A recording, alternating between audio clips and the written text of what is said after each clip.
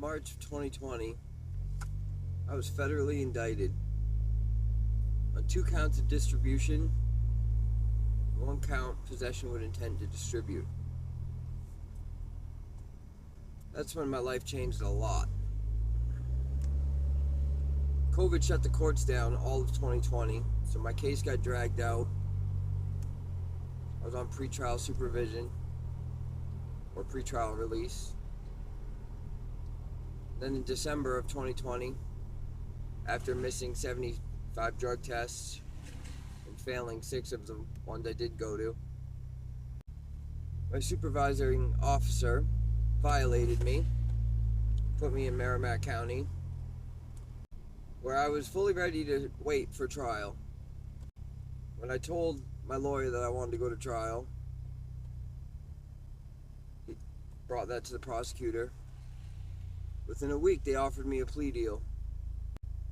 They offered 36 months federal supervision if I pled guilty to all 3 counts on the indictment, which I agreed to. I wish I could say I stayed clean after that, but I relapsed June of 2021. Moved out of the sober house, started drinking. August, I crashed my brand new car, got a DUI. Things spiraled from there. My probation officer put me on a breathalyzer that was linked right to him. I had to blow at 7 a.m. and 7 p.m. And because I couldn't drink anymore, I thought it was a good idea to start doing drugs again. By January of 2022, I overdosed. It was actually January 6th.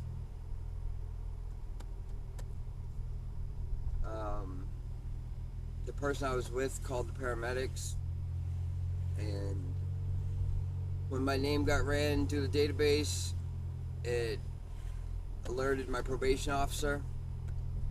So on January 7th, he issued a warrant for my arrest. I didn't hear from him at all.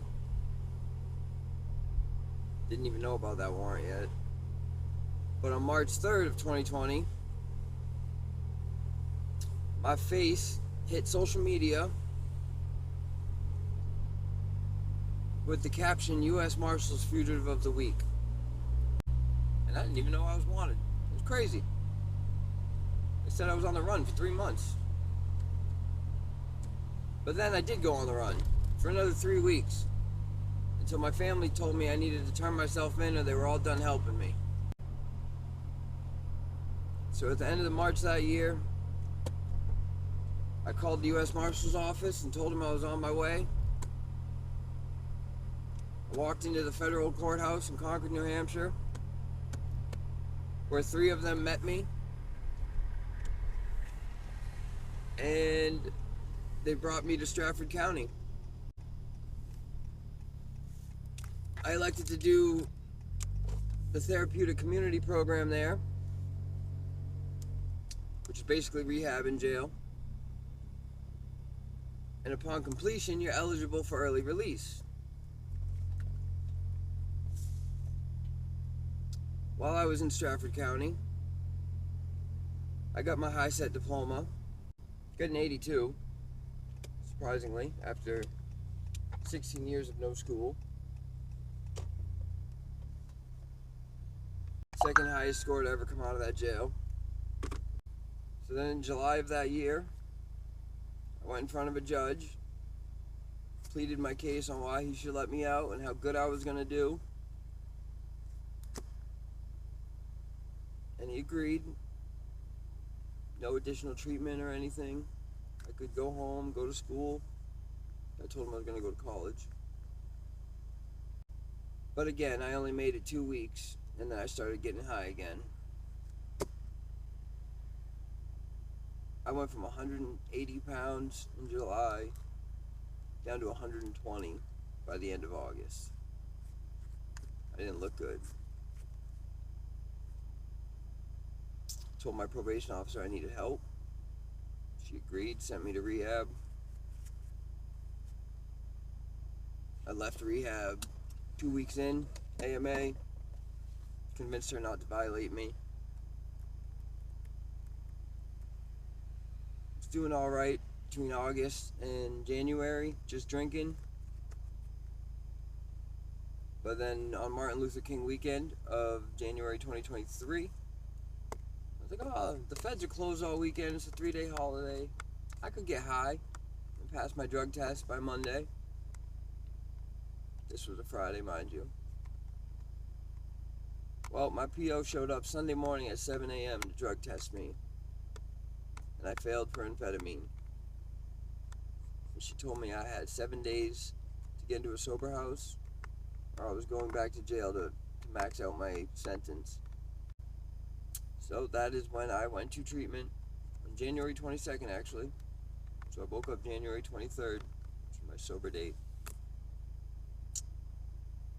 I did a 31st, I did a 7-day detox. Then I did a 30-day residential program. Then I did a 90-day partial hospitalization program. And then sober living.